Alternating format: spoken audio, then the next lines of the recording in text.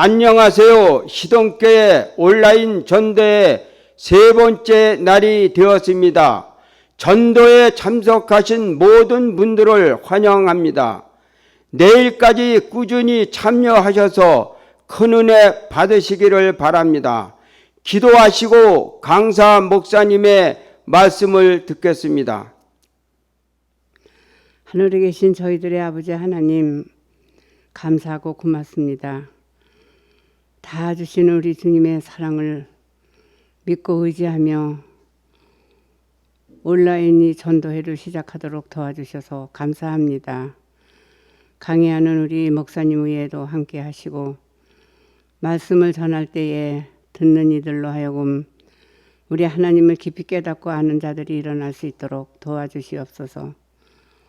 어그러지고 거스른 이 세상에서 하나님의 사랑을 전하는 일에 부족함이 없도록 아버지께서 능력과 힘을 주셔서 이 전도회가 성공으로 승리할 수 있는 은혜를 베푸시고 하나님의 사랑 가운데 이 말씀으로 전하는 저희들과 아버지의 사랑하는 백성들에 함께 하셔서 우리 아버지가 이 땅에서 자기의 몸을 다 주시고 우리 하나님의 사랑으로 우리를 인도하시고 구원하시는 우리 아버지를 더 깊이 깨닫고 사랑하는 저희들이 될 수 있도록 은혜를 베풀어 주시기를 간절히 기도합니다. 이 모든 것들을 우리 아버지께 의탁을 드렸고 사랑이 많으신 우리 구주 예수님의 거룩하신 성화 받들어 감사드리며 기도 올려사옵나이다. 아멘.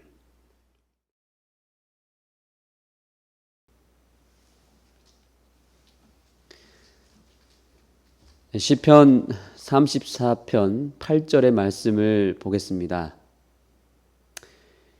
여호와의 선하심을 맛보아 알지어다. 성경은 하나님을 맛보라고 얘기하고 있습니다.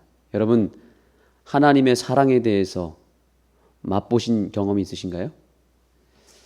우리가 과일 장사에게 가서 이 과일 맛있나요? 라고 물어보면 과일 장사가 어떻게 하던가요? 네, 과일을 까서 직접 맛보고 결정하라고 얘기합니다. 마찬가지로 하나님도 우리가 아무리 연구하고 공부한다고 해서 알 수 있는 것이 아니라 하나님에 대해서 직접 맛보아야만 알 수 있는 분입니다. 문제는 하나님이 우리 눈에 안 보인다는 것이 문제입니다. 보이지 않는 하나님을 소개하는 것은 결코 쉬운 것이 아닙니다. 보이지 않는 하나님을 보이는 이런 건물이나 또 저같이 보이는 어떤 목사 같은 사람을 보고서 믿을까 말까 고민하는 그것은 잘못된 길에 들어선 것입니다. 결국에는 그렇게 보이는 것들을 통해서 보이지 않는 하나님을 알려고 노력하다 보면 막히게 되어 있습니다. 하나님은 하나님이 직접 드러내셔야만 알 수 있습니다. 보이지 않는 하나님을 보이는 무엇으로 드러내려는 것은 다 거짓입니다. 여러분 여기에 동의되십니까? 보이지 않는 하나님을 어떤 보이는 건물이나 눈에 보이는 물건이나 혹은 굉장한 어떤 사람을 통해서 하나님은 이 정도쯤 되는 분이야 라고 소개하는 것 자체가 다 거짓이란 말입니다. 절대로 거기에 속지 않게 되길 바랍니다. 다시 한번 시편의 말씀을 보겠습니다. 너희는 여호와의 선하심을 맛보아 알지어다. 하나님을 맛보려면 하나님이 그분 자신을 주셔야만 맛볼 수가 있습니다. 하나님이 직접 자신을 보여주셔야만 알 수 있지 사람의 노력으로는 결단코 알 수 없다는 사실이에요. 이제 하나님께서 자신을 맛보게 하기 위해서 우리에게 무엇을 주셨는지를 살펴보겠습니다. 우리 함께 창세기 1장 31절의 말씀을 보도록 하겠습니다. 창세기 1장 31절의 말씀입니다. 하나님이 그 지으신 모든 것을 보시니 보시기에 심히 좋았더라. 저녁이 되며 아침이 되니 이는 여섯째 날이니라. 여러분이 가지고 있는 성경에 보시기에 심히 좋았더라라고 되어 있는데 이 성경, 구약 성경은 원래 히브리어라는 원어로 쓰여졌거든요. 그래서 이 좋았더라는 단어는 히브리어로 토브라는 단어로 쓰여졌습니다. 그런데 이 좋았더라라고 하는 이 토브에는 다양한 뜻이 있습니다. 잘생겼다 혹은 예쁘다 이런 의미를 가지고 있습니다. 우리 옆 사람과 인사를 좀 나눠볼까요? 당신 정말 예쁩니다. 이렇게 한번 인사 나눠보겠습니까? 네. 토브는 예쁘다라는 뜻입니다. 또 어떤 뜻이 있냐면 여호와의 선하심, 이것도 역시 토브입니다. 선하다, 선하다도 토브입니다. 그러면 다시 정리하면 토브는 선하다, 좋다, 그리고 기쁘다, 예쁘다 이런 뜻을 가지고 있습니다. 그런데 하나님께서 이 좋았더라라는 표현을 창조하는 이 날에 매일매일 좋았더라라는 표현을 썼습니다. 빛을 창조하시고 좋았더라. 또 동물을 창조하시고 좋았더라 하셨습니다. 그런데 마지막 여섯째 날에는 특별히 어떻게 좋았다고 얘기하고 있죠? 심히 좋았더라라고 얘기합니다. 이 심이라는 말은 힘껏이란 뜻입니다. 그러니까 그분이 좋아할 수 있는 정도의 최상의 좋아함을 가지고 심히 기뻤다 이런 뜻입니다. 무엇을 만드시고 심히 기뻐하셨죠? 여섯째 날에는 사람을 만드셨거든요. 사람을 만드시고 하나님께서 심히 기뻐하셨다 이런 말입니다. 왜 다른 날보다 특별히 여섯째 날에 이렇게 훨씬 더 기뻐하셨을까요?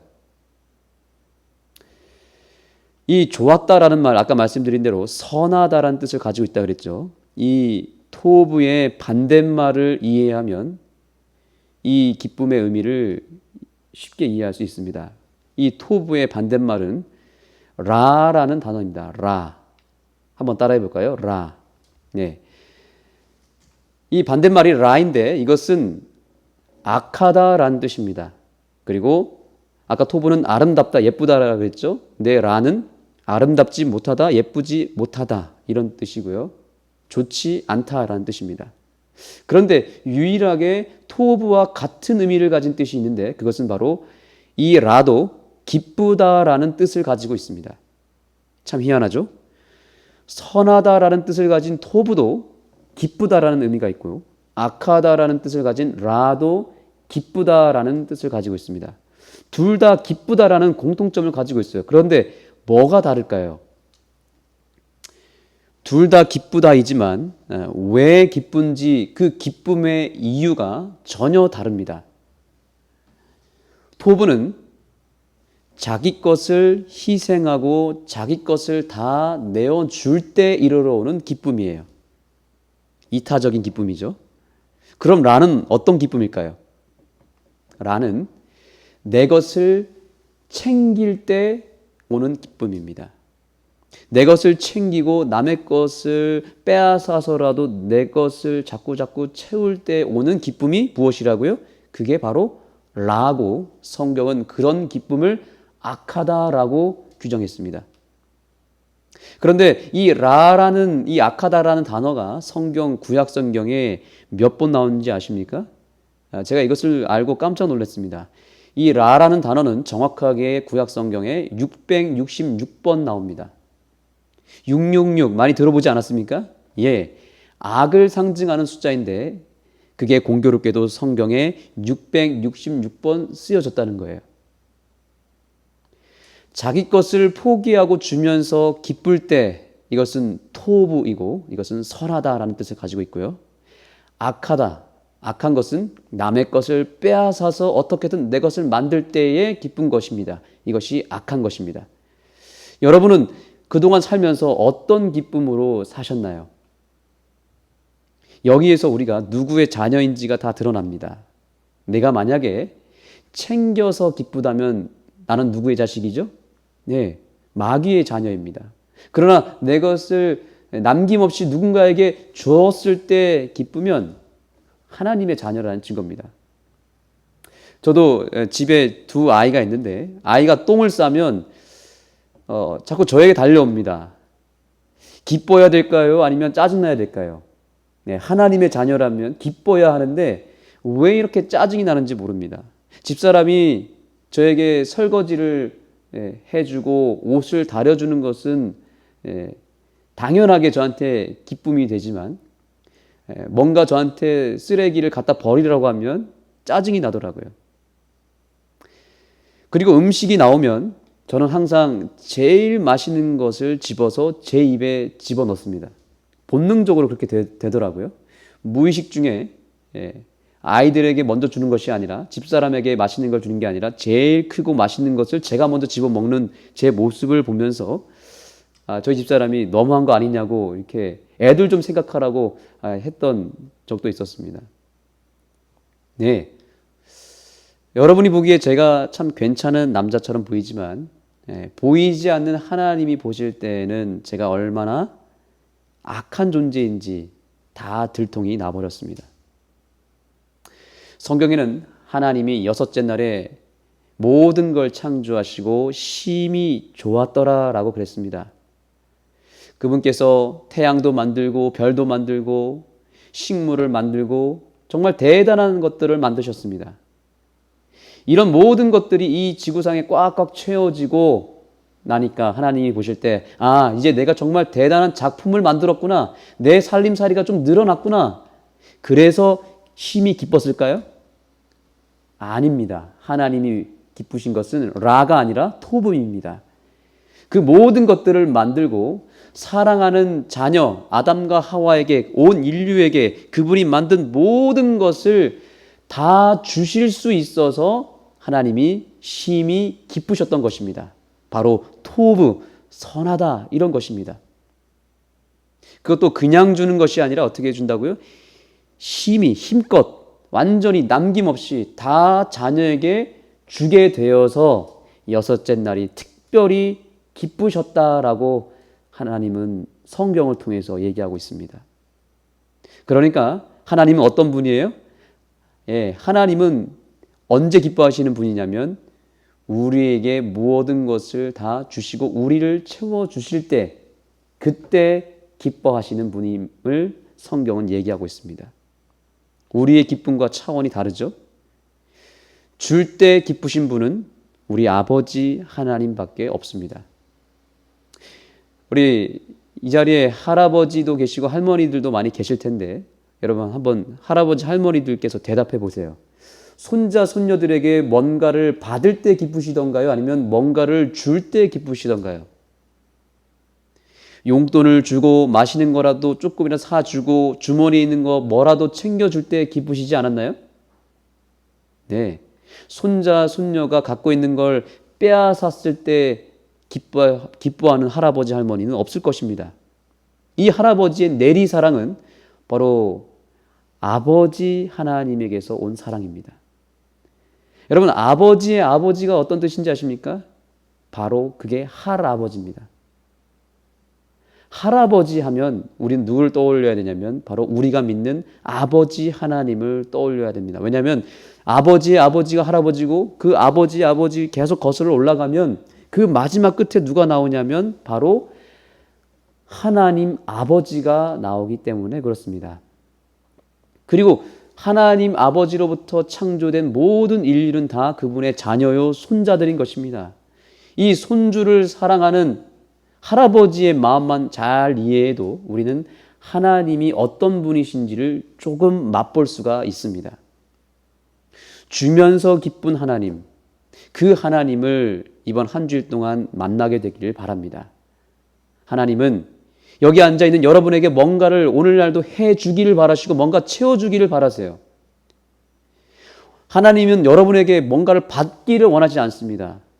하나님이 정말 원하시는 것은 당신의 자녀들에게 주고자 하는 것을 그 자녀들이 받아 누릴 때 그것을 보시고 심히 좋았더라라고 하시는 분이십니다.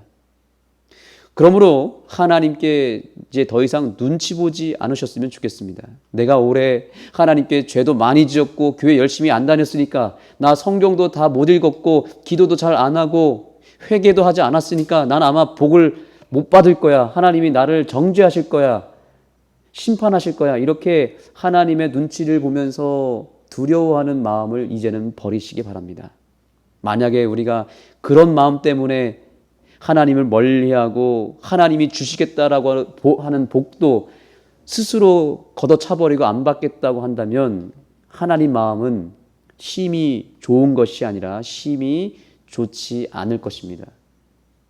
그래도 끝까지 주시고 또 주시고 계속 채워주시는 그 복을 내가 받아 누릴 때, 그리고 그것을 하나님이 채워주실 때 하나님은 기뻐하신다는 사실을 여러분들이 꼭 믿었으면 좋겠습니다.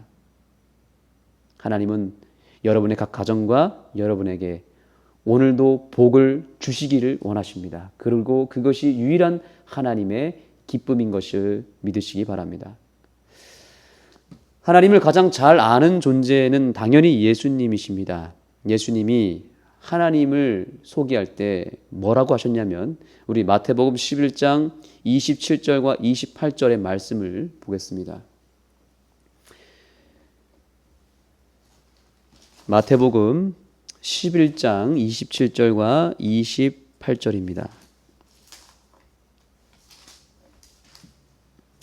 제가 읽어보겠습니다. 내 아버지께서 모든 것을 내게 뭐 하셨다고 얘기하고 있죠? 여러분이 직접 말씀에서 확인하세요. 예, 모든 것을 내게 주셨으니라고 말하고 있습니다. 예수님이 얘기합니다. 하나님을 잘 알지 못하는 인류에게 인간의 모습으로 오셔서 이렇게 얘기하셨습니다. 내가 하나님과 함께 살았고 하나님한테 가봤는데 그 아버지 하나님은 나에게 모든 것을 주시는 분이시더라. 예, 토부하시는 분이다 라고 얘기하고 있는 것입니다. 여러분이 잘 아시는 요한복음 3장 16절을 또 보시기 바랍니다. 하나님이 세상을 이처럼 사랑하사 그 다음 무엇입니까? 독생자를 뭐 했대요? 주셨으니라고 얘기합니다. 독생자는 바로 예수님이죠. 하나밖에 없고 하나님의 전부가 되시는 독생자 예수를 그분이 꼭꼭 감싸고 있는 게 아니라 어떻게 하셨다고요? 우리 인류를, 저와 여러분을 구원하기 위해서, 우리의 행복을 위해서 그 하나밖에 없는 예수, 하나님의 전부가 되시는 아들 예수를 남김없이 우리에게 기꺼이 내어주셨고 그분이 우리를 위해서 목숨까지 다 내어주셨다고 얘기합니다. 정말 예수님은, 우리 하나님은 진정한 토부가 되시는 분이십니다. 그래서 이 토부라고 하는 단어가 명사로 바뀌게 되면 한 번 더 따라해 보겠습니다. 튜브가 됩니다. 그래서 이 튜브는 명사가 되었으니까 선한 존재, 선하신 분이란 뜻입니다. 그런데 이 튜브가 되시는 분이 바로 예수님이십니다. 그분의 다 내어주시는 그 사랑이 십자가에서 증명이 된 것입니다. 그런데 이 튜브 하면 여러분 혹시 가장 먼저 뭐가 떠오르셨나요? 우리 아이들이 여름에 물놀이 할 때 갖고 노는 그 튜브랑 발음이 비슷합니다. 물론 뜻은 다르지만, 이 튜브 하니까 제가 떠오르는 이야기가 있습니다. 실화인데요. 어느 한 남성이 계곡에 놀러를 갔는데 그 계곡에서 한 젊은 남자가 급물살에 쓸려 내려가는 그 모습을 봤다고 합니다. 근데 이 물에 빠진 남성이 왜 쓸려 내려갔는가? 자기가 신고 있었던 슬리퍼가 발에서 빠져나가서 떠내려가는 것을 붙잡으러 가다가 그만 물에 떠내려간 것입니다. 그런데 이 청년이 물에서 지금 못 나오고 있는 거예요. 안 나오고 있는 거예요. 그래서 멀리서 봤더니 쥐가 났나? 자꾸 물에서 허우적대면서 물 안으로 점점 들어가길래 이분이 얼른 가서 구해주려고 봤더니 마침 그 옆에 구조용 튜브가 줄에 감겨 있는 걸 봤다고 합니다. 그래서 그 줄에 감겨져 있는 튜브를 그 물에 빠진 남자에게 얼른 던져줬다고 합니다. 그런데 이 건장한 청년이 그 튜브를 제대로 못 잡고 있더라는 겁니다. 계속 던져줘도 못 잡고 다시 걷어서 더 가까이 던져줘도 못 잡고 계속 떠내려가는 거예요. 이러다가 죽겠다 싶어가지고 결국에는 뛰어 들어가서 그 남성을 구해냈습니다. 그런데 구해놓고 보니까 이 청년이 이게 물에 나와서 이게 나온 모습을 딱 보니까 이 구해준 남자가 그 물에서 건져낸 남자를 도로 물에 빠뜨리고 싶을 만큼 화가 났다고 합니다. 그 이유가 무엇일까요? 잘 생각해 보십시오. 왜 이 남자가 튜브를 잡지도 못하고 물에 떠내려갔을까? 근데 구해놓고 보니까 그 남자의 모습이 이상했습니다. 왜냐하면 그 물에서 건져냄을 받은 남자의 손에 무엇이 들려 있었냐면 바로 그가 잡으려고 했던 슬리퍼를 붙잡고 있었더랍니다. 이해되십니까? 튜브를 못 잡은 이유가 무엇입니까? 자기가 먼저 잡으려고 했던 슬리퍼를 꽉 쥐고 있어서 물에 떠내려가고 있음에도 불구하고 튜브를 못 잡았다는 것입니다. 슬리퍼를 벗어 던지고 튜브를 잡았어야 됐는데 그 별것도 아닌 슬리퍼를 계속 쥐고 있었던 것이 그의 문제였던 것입니다. 그래서 화가 나서 그 남자를 도로 빠뜨리고 싶었다. 농담으로 얘기했던 것입니다. 그런데 여러분, 이것이 바로 저와 여러분이 지금 당면한 문제입니다. 이 세상의 급물살에 우리가 떠내려가고 빠져 죽어가고 있는 내 인생을 하나님께서 살리시겠다고 누구를 보내주셨습니까? 선하신 분, 튜브가 되시는 하나밖에 없는 아들 예수를 우리에게 붙잡으라고 던져주셨는데, 그래서 그 튜브 되시는 예수님을 붙잡기만 하면 살 수 있는데 그것을 아직도 제대로 붙잡지 못하고 있다는 거죠. 왜 그렇습니까? 뭐 때문에 우리가 예수님을 아직도 못 붙잡고 있나요? 세상 사람들이 추구하는 세상의 가치를 붙잡느라, 그것이 돈이 될 수도 있고 명예가 될 수도 있고 어떤 바쁜 내 일상이 될 수도 있겠습니다.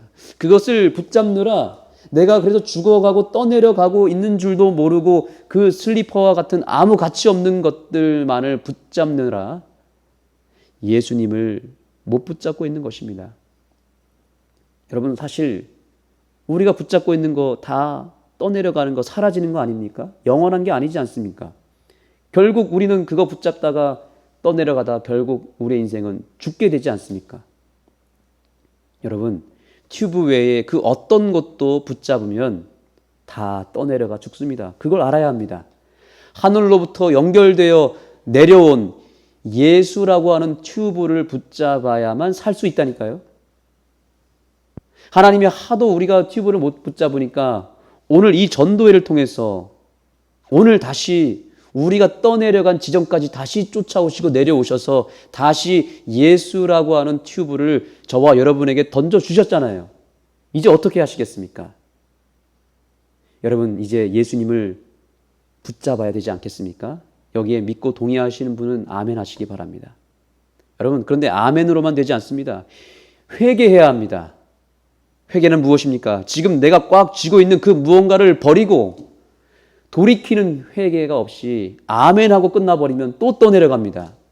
내 손에 쥐고 있는 그 세상의 가치를 이제는 버리시고 먼저 예수님을 먼저 붙잡으시기 바랍니다. 하나님이 예수님을 먼저 우리가 붙잡게 되면 하나님은 우리의 필요한 것을 다시 또 채워주실 것입니다.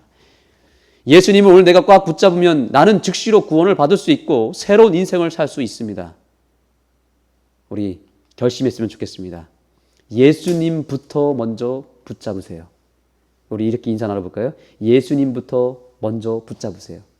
옆 사람과 인사 나누시기 바랍니다. 내가 현재 붙잡고 있는 그것을 잠시 내려놓고 항상 나를 가장 선한 길, 토부의 인생으로 만들어주실 그 예수님을 먼저 붙잡으시기 바랍니다. 그러면 그 예수님이 여러분 안에 들어오시고 그 예수님이 여러분의 삶에 모든 걸 채워주실 것입니다. 여러분, 아까 말씀드린 대로 예수님은 하나님의 전부입니다. 이 우주, 이 세상 전체와도 바꿀 수 없는 가장 가치 있는 보물 예수님, 그 예수님을 우리에게 주셨다는 것은 무엇을 의미합니까? 우리가 이 세상, 이 온 우주보다도 더 크고 더 가치 있는 것을 받았다는 의미입니다. 이것은 로또 당첨보다도 훨씬 더 가치 있는 것입니다. 예수님을 받았다는 것은 이 세상 전체를 받은 것과 다름없습니다. 그러므로 예수님을 받게 되면 우리의 삶에 진정한 만족이 있고 진정한 행복이 있습니다. 우리의 마음에는 예수님이 들어오셔야만 채워질 수 있는 큰 공간이 있습니다. 우리의 마음은 이 세상보다도 훨씬 더 가치 있고 넓기 때문에 이 세상에 그런 가치들을 아무리 집어넣어도, 아무리 돈을 많이 벌어도, 아무리 좋은 집에 살아도 우리의 마음은 채워질 수가 없습니다. 그러나 유일하게 누가 들어오시면요, 이 세상에서 가장 큰 존재, 하나님의 전부이신 예수님이 내 안에 들어오시면 그때부터 진정한 만족과 행복이 생깁니다. 여러분, 그러니 한 번만 이번 기회를 통해서 예수님을 여러분의 마음에 한번 집어넣어 보시기 바랍니다. 그러면 놀라운 일이 벌어질 것이고 여러분의 삶에 한 번도 경험해 보지 못한 행복을 경험하게 될 것입니다. 감사합니다.